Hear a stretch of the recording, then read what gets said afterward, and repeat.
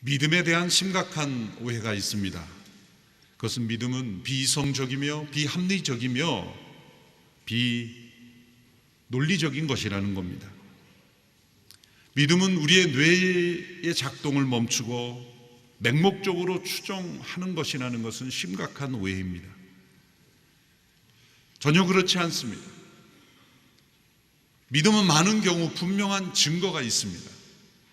때로 증거 없이 믿음을 요구할 때는 이미 주어진 증거로 쌓여진 믿음을 사용하도록 요구하는 것뿐입니다.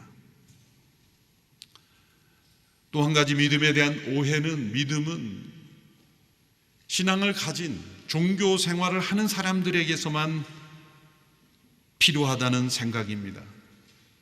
그렇지 않습니다. 우리의 삶의 모든 영역에 믿음이 요구되며 믿음으로 살아갑니다. 병원에서 수술대 위에 오를 때 우리는 의사를 믿어야 합니다. 비행기를 탈 때 조종사를 믿어야 합니다. 결혼할 때 배우자를 믿어야 합니다. 우리의 모든 삶의 믿음은 작동되고 있으며 믿음으로 우리는 살아가고 있습니다. 그 믿음 이면에는 사회적 약속을 믿는 것이고 또 여러 사람들의 증인을 믿는 것이고 경험을 믿는 것입니다. 믿음은 허공에 떠 있는 개념이 아닙니다. 우리가 믿느냐 믿지 않느냐라는 질문이 아니라 무엇을 믿고 사느냐라는 질문이 더 합당한 것입니다. 하나님과 우리와의 관계도 마찬가지입니다.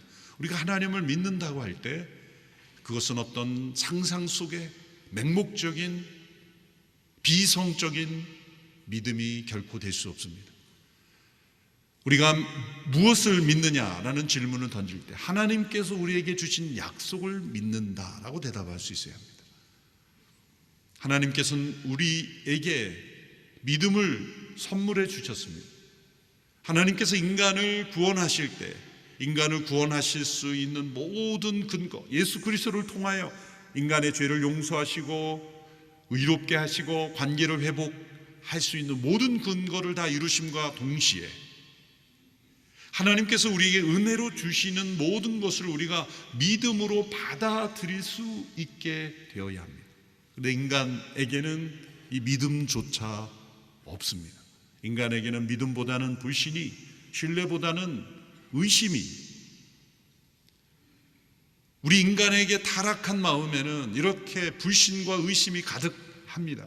하나님께서 은혜로 주시는 구원을 믿음으로 받아들이는 것이 그토록 어렵습니다. 오직 은혜로 주시는 하나님의 구원이기에 사람들은 오직 믿음으로 받아들여야 하는데 사람들의 마음속에는 은혜로 받아들이는 믿음이 부족하다는 것입니다. 왜냐하면 우리가 살아가는 이 삶 속에서는 진정한 은혜가 참 찾아보기 힘들기 때문입니다. 우리의 삶 속에 이것이 은혜구나 라는 것을 체험한 적이 몇 번이 있습니까? 우리의 삶에 가장 은혜를 체험하는 것이 결국 부모님의 은혜 아닙니까? 조건 없이 자신을 내어주시고 희생하시는, 그저 자녀 달되기만을 바라는 그 부모님의 그 마음, 그 부모님의 은혜야말로 우리가 이 땅에서 경험하는 거의 유일한, 찾아보기 힘든 그런 은혜입니다. 그러나 가정에서 부모님을 통해 그러한 은혜를 제대로 경험하지 못한 경우에 우리의 삶 속에서는 은혜라는 단어를 실감하기가 어렵습니다.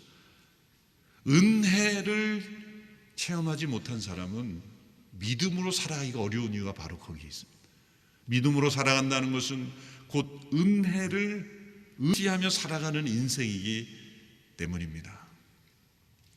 저의 삶 속에 은혜를 체험한 시절이 있었는데요, 2000년대 초반 미국의 시카고에서 트리니티 신학교에서 공부할 때 급히 유학을 갔기에 영어 준비가 충분히 제대로 안 돼서 수업을 따라가기 어렵고 과제 내기도 참 어려웠습니다.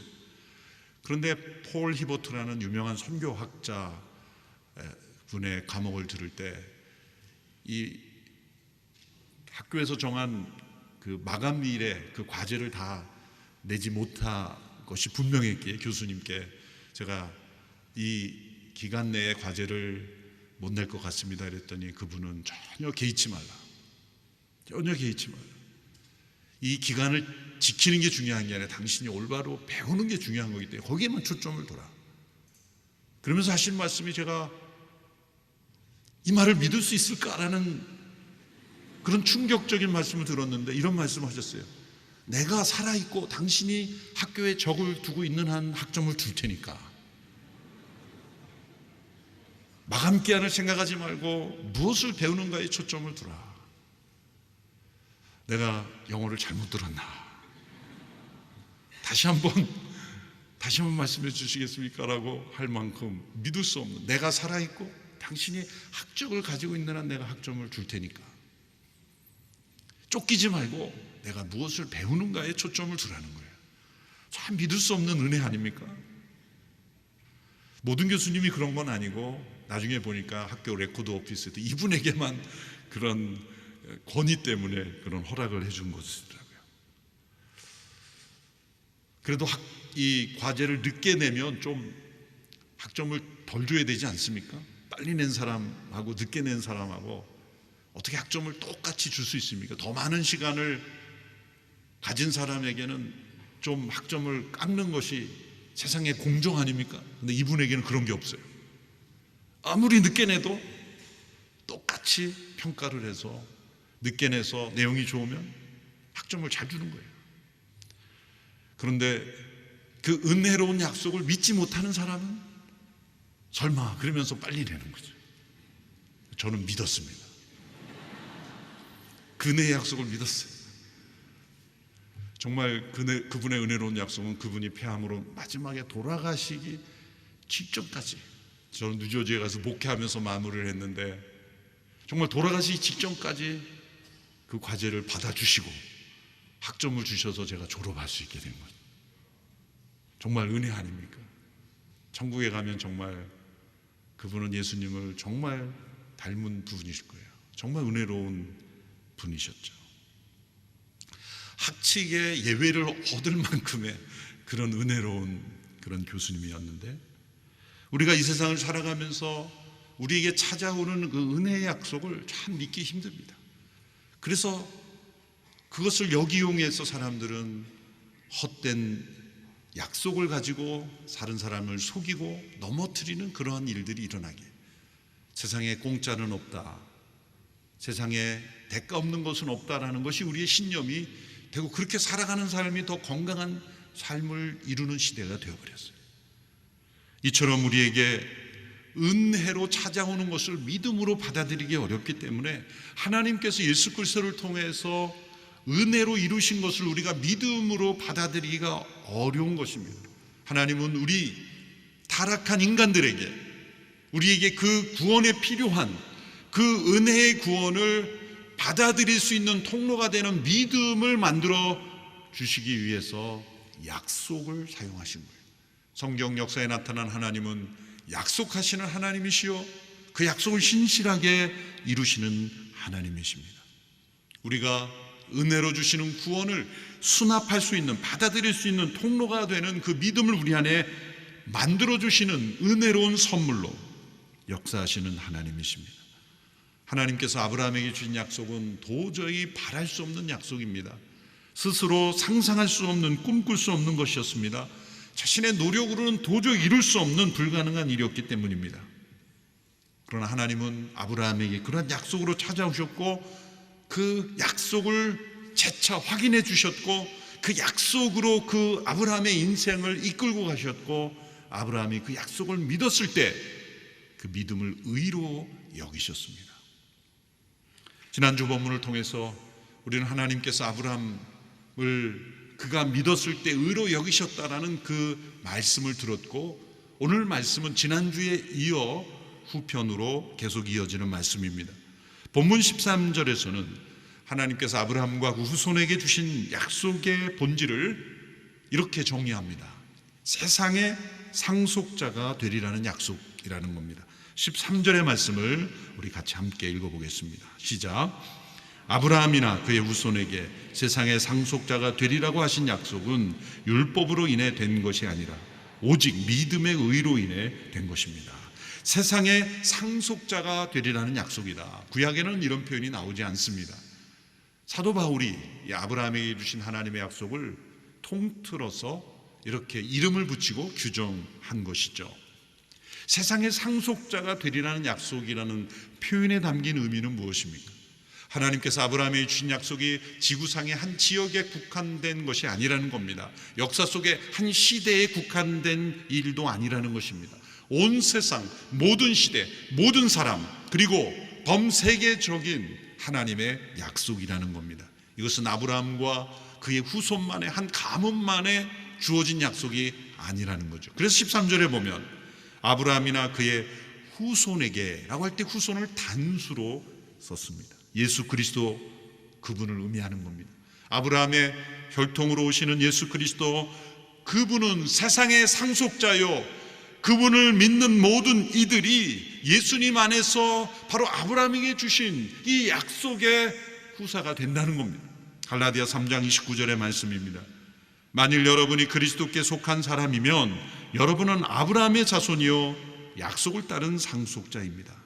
우리가 예수님을 믿을 때 우리는 예수께 속한 사람이 되고 아브라함의 자손이 되며, 그리고 아브라함의 약속하신 모든 약속의 본질인 이 세상의 상속자가 된다는 겁니다. 세상의 상속자가 된다는 것은 에덴 동산에서 파괴되었던 하나님의 나라, 하나님의 통치가 다시 회복된다는 겁니다. 인간만의 구원이 아니라 온 세상, 하나님이 창조하신 모든 세상이 구속되는 하나님 나라의 구속을 의미하는 겁니다. 바로 예수 그리스도께서 그 세상의 상속자예요. 우리가 예수님을 믿을 때 바로 그 예수님 안에서 세상의 상속자가 동일하게 된다는 것입니다. 이렇게 어마어마한, 이렇게 스케일이 큰, 개인이 상상하기 힘든, 개인의 능력으로 이루어질 수 없는 이런 약속을 아브라함이 받았을 때 그가 아멘, 감사합니다, 할렐루야 그렇게 응답했겠습니까? 어리둥절했을 겁니다. 이게 도대체 웬 약속인가 받아들이기 힘들었을 겁니다. 그래서 아브라함의 여정을 보면 시종일관 온전한 믿음으로 하나님을 기쁘시게 하는 믿음으로 응답하는 인생이라기보다 도리어 믿지 못하고 의심하고 불안해하고 불신앙으로 살아갔던 인생이 훨씬 많습니다. 그래서 이스마엘이 태어났고 애굽으로 내려갔고 거짓말을 했고, 창세기 15장 지난주 말씀에서도 다메섹에서 길러온 엘리에셀이란 종을 양자로 드리겠습니다라는 아이디어를 냈고, 이 하나님의 엄청난 약속을 믿음으로 온전히 받아들이기 어려웠다는 겁니다. 하나님은 그것을 이해하시며 이것이 인간의 노력과 능력으로 이룰 수 없는 엄청난 약속이기에 받아들이기 힘들 것이라는 걸 이해하시면서 아브라함에게 계속해서 찾아오시고 또 찾아오시고 또 찾아오신 거예요. 그리고 그 중에 어느 한순간 아브라함에게 믿음이 싹 텄을 때 그것을 의로 여기셨다.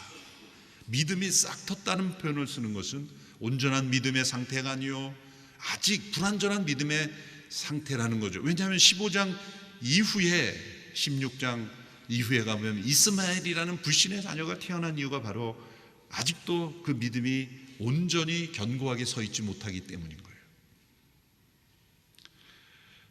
그렇지만 하나님은 아브라함을 세상의 상속자로 부르신 약속을 포기하지 않으셨습니다. 그 아브라함에게 주신 약속을 이루어 주시는 과정 가운데 하나님께서 모세 시대에 율법을 주셨죠.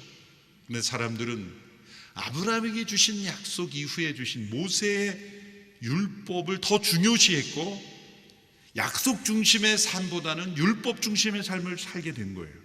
약속을 따라 사는 삶이 아니라 율법을 따라 사는 삶이 된 거예요. 왜 그럴까요? 약속을 따라 살 때는 우리가 믿음으로 살아야 하지만 율법을 따라 살아가면 자기 자랑과 의를 의지하며 살아가게 되기 때문에. 근데 그것이 바로 인간의 타락한 마음에, 인간의 타락한 영혼에는 율법을 따라 살아가는 것이 더 재밌습니다. 더 적합합니다. 사람들의 타락한 심정을 만족시킵니다. 무엇인가 자신이 성취하면 그것을 자랑하고 싶은 욕망을 만족시키기 때문이죠. 그러나 약속을 따라 믿음으로 살아가면 아무 자랑할 것이 없습니다. 오직 은혜로 믿음으로 살아가는 인생은 자랑할 것이 없습니다. 그래서 이 무엇인가를 끊임없이 자랑하고 싶은 인간의 마음을 충족시키는 것은 바로 율법입니다.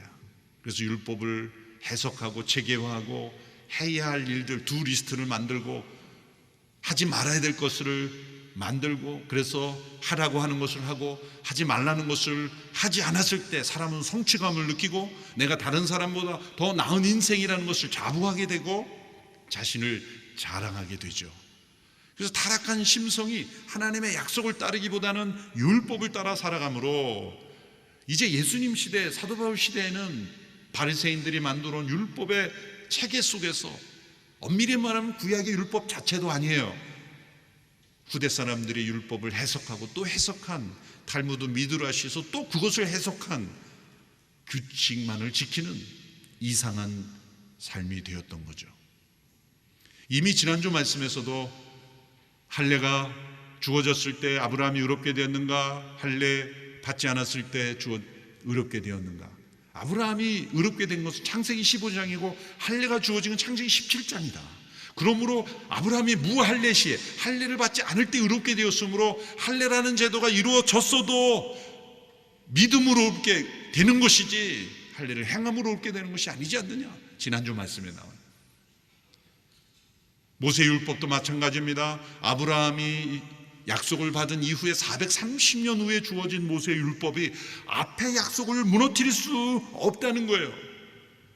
그러나 하나님과의 관계 속에서 특별히 유대인들의 마음속에 잘못 자리매김한 것은 모세의 율법이 강하게 자리 잡았고 아브라함에게 주신 약속이 미약해졌다는 거예요. 약속 이후에 주어진 모든 것들은 하나님의 약속의 빛 아래에서 해석돼야 되는데 하나님께서 율법을 왜 주셨는가를 하나님의 약속을 주신 목적에 비추어 해석해야 되는데 사람들은 타락한 심성이 이용하기 좋은 율법 중심으로 나갔다는 거죠. 그래서 오늘 본문에서 사도 바울은 이렇게 말합니다. 약속을 통해 얻은 믿음에 결코 더해질 수 없는 것, 그것은 율법의 행위라는 겁니다. 14절 15절의 말씀을 보십시오. 같이 읽습니다. 시작. 만일 율법을 따라 사는 사람들이 상속자가 된다면 믿음은 무효가 되고 약속은 파기됐을 것입니다. 왜냐하면 율법은 진노를 부리기 때문입니다. 율법이 없는 곳에는 범법함도 없습니다. 율법을 주신 목적은 하나님의 약속을 더 빛나게 하고 보완하고 그것을 도와드리기 위해서요. 율법이 어떻게 하나님의 약속을 도와드릴 수 있습니까? 하나님의 약속에는 이런 말씀들이 반복됩니다. 내가 하리라, 내가 이루리라. 아브라함에게 주신 약속을 비롯하여 모든 약속에는 주어가 하나님이십니다. 내가 이루리라, 내가 너로 만들어 주리라, 내가 행하리라. 하나님의 주권, 하나님의 능력을 강조합니다. 근데 율법에는 무엇이 강조되어 있습니까? 너는 무엇을 해야 한다, 무엇을 하지 말아야 된다. 우리 인간편의 행위를 강조하죠. 약속을 주신 분도 하나님이시요 율법을 주신 분 하나님이십니다. 그런데 이 율법이 어떻게 하나님의 약속을 보완한단 말입니까? 그것은 우리에게 해야 한다라고 주장하시는 그 말씀대로 행했을 때 결코 이루어지지 않는 것이 하나님의 약속을 통해서는 이루어진다는 것을 체험함으로 이 두 가지가 하나 되는 거예요. 우리가 율법 앞에 섰을 때 우리가 얼마나 절망할 수밖에 없는 존재라는 것을 깨달았을 때 우리는 하나님의 은혜의 약속을 향하게 되는 거예요. 율법의 저주 앞에 서야 은혜의 구원의 역사 앞에 나가게 되는 거예요. 율법이 우리를 가둘 때 우리를 자유케 하시는 약속으로 향하게 되는 겁니다. 그 율법이 우리를 사망과 저주 아래 놓였을 때 그 약속이 주시는 구원과 자유와 기쁨으로 나가게 되는 것입니다. 그러므로 아브라함에게 주신 약속 이후에 주신 모세의 율법이 우리의 신앙의 중심이 되어서는 안 된다. 도리어 이 모세 율법은 약속을 보완하는 기능. 어떻게 보완한다고요? 율법 앞에 서므로 우리가 죄인됨을 깨닫고 절망하게 되고 우리에게는 이 하나님의 약속이 있구나, 나는 소망으로 향하게 된다는 거예요. 그래서 하나님은 약속을 먼저 주시고 율법을 나중에 주신 거예요. 우리를 의롭게 한다는 것은 율법의 행위가 아니라 하나님의 은혜로운 약속을 믿는 그 믿음을 하나님이 의롭다 하신다는 겁니다. 그것을 다시 강조하고 있는 것이죠. 또 우리가 은혜로 하나님의 약속을 믿음으로 얻는 의를 더 굳게 세우는 것이 있습니다. 그것은 바로 소망입니다. 약속을 통해 얻는 믿음에 반드시 더해져야 하는 것, 그것은 바로 소망입니다. 오늘 본문 18절에서 22절의 말씀을 함께 읽겠습니다. 시작. 아브라함은 소망이 없는 가운데서도 소망을 갖고 믿었습니다. 이는 내 후손이 이와 같을 것이다 라고 하신 말씀대로 많은 민족의 조상이 되게 하기 위한 것이었습니다. 아브라함은 100세나 돼 이미 자기 몸이 죽은 것 같고 사라의 태가 죽은 것 같음을 알고도 믿음이 약해지지 않았습니다. 그는 하나님의 약속을 믿고 의심하지 않았고 도리어 믿음이 굳건해져서 하나님께 영광을 돌리고 약속하신 그것을 또한 능히 이루실 줄 확신했습니다. 그러므로 이것이 그에게 의로 여겨졌습니다. 아브라함은 전혀 소망이 없는 가운데 약속을 받았고 그 약속을 믿음으로 나아갔는데 그가 소망을 가졌다라고 말합니다. 이게 무슨 말씀일까요? 아브라함과 사라는 죽은 자와 같은 몸이었는데 100세나 되었을 때 하나님께서 이루신 것을 믿었다는 겁니다. 어떻게 그것을 믿을 수 있었습니까? 그것은 약속 자체는 불가능해 보였지만 그 약속을 주신 분이 누구이신가를 바라보았기 때문이에요. 4장 17절의 말씀이죠. 기록되기를 내가 너를 많은 민족의 조상으로 세웠다라고 한 것과 같습니다. 아브라함은 그가 믿은 하나님, 곧 죽은 사람을 살리시며 없는 것을 있는 것 같이 부르시는 하나님 앞에서 우리의 조상이 됐다는 거예요. 죽은 사람을 살리시며 없는 것을 있는 것 같이 부르시는 하나님이심을 믿었다는 겁니다. 믿음이 약속을 따라 일어나는 것이라면 그 믿음을 견고하게 세우는 것은 하나님 그분께 대한 소망인 것입니다. 때로 약속만을 바라보면 흔들릴 수 있어요. 그 약속이 나의 상황과 너무 반대되고 불가능한 것 같은 약속일 때 우리는 그 약속으로 인하여 더 흔들릴 수 있어요. 때로 이 약속을 흔드는 위험한 상황, 고난도 있을 수 있습니다. 그럴 때 또 믿음이 흔들릴 수 있어요. 그러나 그 약속 자체를 붙드는 것보다 더 중요한 것은 약속하신 분을 바라보는 것이죠. 그래서 하나님은 우리에게 믿음을 시험하시고 경고케 하시려고 때로 약속이 위태로운 것 같은 상황을 우리에게 허락하시는 거예요. 그 상황이 아브라함에게 어떤 시험이었습니까? 약속을 따라 100세 때 주신 자녀 이삭을 제물로 바치라는 시험이었죠. 창세기 22장에서 하나님께서 아브라함에게 독자 이삭을 번제물로 바치라는 명령을 주셨어요. 충격적이죠.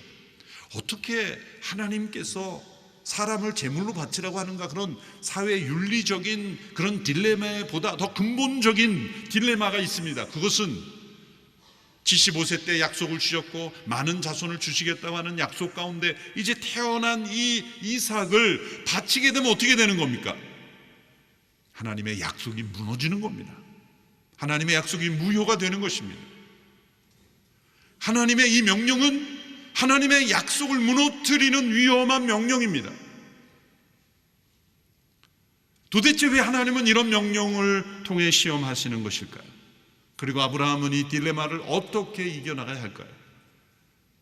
우리가 믿고 의지하던 약속이 무너지는 것 같은 그러한 상황 속에 우리는 어떻게 무엇을 소망해야 한다는 것입니까? 아브라함은 이 문제를 이렇게 해결했습니다. 약속을 믿는 것과 약속하신 분을 믿는 것을 구별했다는 것입니다. 아브라함은 약속을 따라 믿음을 가졌습니다. 그런데 그 약속이 무너질 수 있는 위험 가운데 처해 있어요. 어떡하란 말입니까? 그 모든 것이 끝난 것입니까? 아닙니다. 약속하신 분을 믿는 소망은 여전히 남아있다는 거죠. 우리의 믿음이 흔들릴 때는 약속을 믿는 것을 뛰어넘어 약속하신 분에게 소망을 두어야 합니다. 그래 약속이 더디 이루어지고 때로 그 약속의 위험에 처한 상황처럼 보일지라도 우리는 약속하신 분이 전능하신 분이며 죽은 자를 다시 살리시며 없는 것을 있는 것 같이 부르시는 하나님이심을 믿고 그분께 소망을 두어야 한다는 거예요. 여러분, 이렇게 우리가 약속하신 그분께 소망을 두면 놀랍게도 우리에게 새로운 차원의 생각이 열리게 됩니다. 어떤 생각이 열리게 됩니까? 지금까지 내가 한 번도 생각해 보지 못했던 믿음의 지경이 넓어지는 거예요. 아브라함이 독자 이삭을 뭐 어떻게 되겠지라고 한 게 아닙니다. 믿음은 뭐 하라는 대로 하지 이런 차원이 아닙니다. 믿음은 에라 모르겠다 그냥 주어진 대로 하자 그런 게 아닙니다. 그런 맹목적인 게 아닙니다. 믿음이란 것은 말씀하신 그분에 대한 신뢰와 소망을 갖고 걸어가는 거예요. 어떻게 되겠지라고 포기하는 삶이 아닌 거예요. 말씀하신 그분께 소망을 두었기 때문에 그분께 소망을 두면 새로운 믿음의 지평이 열리게 되는데, 아브라함이 독자 이삭을 바칠 때 열렸던 믿음의 지평을 히브리서 기자가 성경 안에서 이렇게 해석하고 있어요. 히브리서 11장 17절에서 19절의 말씀을 우리 함께 읽겠습니다. 시작. 믿음으로 아브라함은 시험을 받을 때 이삭을 바쳤습니다. 그는 약속을 받은 사람이면서도 자기 외아들을 기꺼이 바치려 했습니다. 하나님께서 전에 말씀하시기를 내 자손이라고 불릴 사람은 이삭으로 말미암을 것이다라고 하셨습니다. 아브라함은 하나님께서 죽은 사람도 살리실 수 있다고 생각했습니다. 그러므로 비유로 말하자면 그는 이삭을 죽은 사람들로부터 돌려받은 것입니다. 이게 아브라함의 믿음의 지평이 넓어진 것입니다. 자, 하나님께서 약속하신 자녀 이삭을 주셨는데 그 약속의 자녀 이삭을 바치라고 하니 이제 나는 어쩌란 말인가? 될 대로 되라 그런 게 아니라 그는 약속하신 분을 신뢰했고 그분을 소망했고 그분의 능력을 바라보았기에 약속하신 자녀를 제물로 바치면 하나님이 하실 수 있는 것이 있죠. 다시 살리시는 것. 아브라함은 하나님께서 이삭을 다시 살리실 줄로 믿고 그 명령에 순종했다는 거예요. 하나님이 먼저 아브라함에게 너가 바치면 내가 살릴 테니까 걱정하지 말고 바쳐, 그렇게 미리 말씀하셨더라면 이 구절이 필요가 없겠죠. 믿음은 때로 우리에게 하나님께서 약속을 다 주시면서 이끌어 가시기도 하지만 때로 약속을 주시지 않고 우리가 믿음의 지평을 넓혀서 선택하며 나아가도록 요구하실 때도 있는 겁니다. 그럴 때 우리는 어떻게 해야 됩니까? 이 눈에 아무 증거 아니 보여도 이 내 귀에 아무 약속이 들리지 않아도 우리에게 약속하신 그 하나님께 소망을 두며 믿음으로 걸어갈 때 놀랍게도 새로운 믿음의 지평이 열리는 거예요. 그것은 아브라함이 부활을 믿었다는 거죠. 하나님이 다시 살리실 줄로 믿었다는 겁니다. 전능하신 하나님께서는 약속의 자녀 이삭을 다시 살리실 수 있는 분이심을 믿었다는 거예요. 그래서 아브라함에게 준 약속과 하나님의 명령은 전혀 충돌되지 않고 하나님의 뜻을 이루게 되었다는 거죠. 이 아브라함의 믿음이 바로 우리의 믿음이라는 거죠. 4장 23절 24절의 말씀을 함께 보십시오. 읽겠습니다. 시작. 그에게 의로 여겨졌다라는 말은 아브라함만을 위해 기록된 것이 아니라 의롭다는 인정을 받을 우리, 곧 우리 주 예수를 죽은 사람 가운데 살리신 분을 믿는 우리도 위한 것이며, 여기서 우리라는 단어가 강조되고 밑줄 해야 됩니다. 우리도 의롭다는 인정을 받아야 하는데 하나님께서 우리를 의롭다 하시는 믿음, 어떤 믿음을 요구하시는가? 바로 하나님의 약속을 믿는 아브라함의 믿음, 또 약속하신 분께 소망을 두는 아브라함의 믿음이 우리에게도 있어야 합니다. 근데 우리는 무엇을 믿는 겁니까? 아브라함은 사라와 그를 통해 태어날 자석의 자녀를 믿었는데 우리에게는 무엇을 믿는 겁니까? 아브라함과 사내는 죽은 자와 같았던 그들의 몸에 육체적 생명이 태어나는 것을 믿었다면 우리에게는 죄와 허물로 죽은 자 가운데 있었던 우리 안에 영적 새 생명이 태어나는 것을 믿어야 한다는 거죠. 그리고 우리를 죽은 자 가운데서 다시 살리실 줄로 믿어야 한다는 거죠. 우리 안에 약속을 통해 주신 이 새 생명이 우리로 하여금 죄와 사망 가운데 죽음으로 끝나는 인생이 아니라 우리를 영원한 생명으로 부활시키실 하나님을 믿어야 한다는 거죠. 그것이 예수 그리스도를 죽음 가운데 부활하게 하신 하나님의 능력을 믿는 믿음이라는 겁니다. 그런 의미에서 아브라함의 믿음과 우리의 믿음이 연속성상에 있는 거예요. 우리를 의롭다 하시기 위해 우리에게 주어진 믿음의 조상이라는 겁니다. 아브라함은 장차 오실 예수 그리스도를 믿었지만, 믿음의 약속을 믿었지만, 우리는 이미 오신 예수 그리스도 안에 있는 약속, 그 예수 그리스도를 믿을 때 우리의 죄가 사함받고 우리를 의롭다 하시고 우리 안에 새 생명을 태어나게 하시고 그 생명이 우리로 하여금 부활로 영원한 나라로 이끄실 거라는 것을 믿을 때 하나님은 우리를 의로 여기신다. 이 모든 것을 하나님은 은혜로 이루신다는 거죠. 25절을 보십시오. 예수께서는 우리의 범죄로 인해 죽음에 넘겨주셨고 우리의 의를 위해 살리심을 받았습니다. 마틴 루터는 이 구절을 이렇게 잘 해석했습니다. 그리스도의 죽음은 죄가 죽은 것이고 그의 부활은 의가 살아난 것이다. 왜냐하면 그의 죽음을 통해 그는 우리의 죄를 만족시켰고 그의 부활을 통해 우리에게 그의 의를 가져오셨기 때문이다. 그의 부활은 우리가 그것을 믿을 때 우리 안에서 의를 일으킨다. 그래서 그것은 의의 원인이다. 하나님은 우리가 예수 그리스도를 믿는 믿음을 의롭다 여기시기로 작정하셨어요. 예수님의 죽음이 나의 죽음이라고 받아들이는 자를 용서하시고 예수님의 부활이 우리를 의롭게 하시기 위한 걸 믿을 때 우리를 실제로 의롭다 여기시는 거예요. 예수님을 통해 우리를 구원하시는 거죠. 이것은 약속입니다. 그리고 그 약속을 믿는 자를 바로 그러한 삶으로 인도하십니다. 오늘 우리에게 이러한 믿음이 있습니다. 아브라함이 약속을 따라 믿음으로 걸어가고 그리고 약속하신 분을 소망함으로 때로 아무 약속, 아무 증거, 아무 징표가 보이지 않아도 믿음으로 걸어가는 우리의 삶을 우리는 하나님께서는 인도하고 계십니다.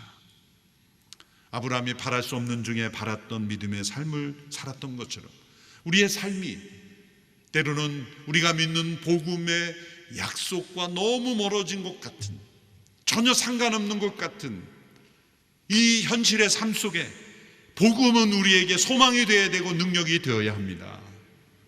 복음은 우리에게 삶의 능력입니다.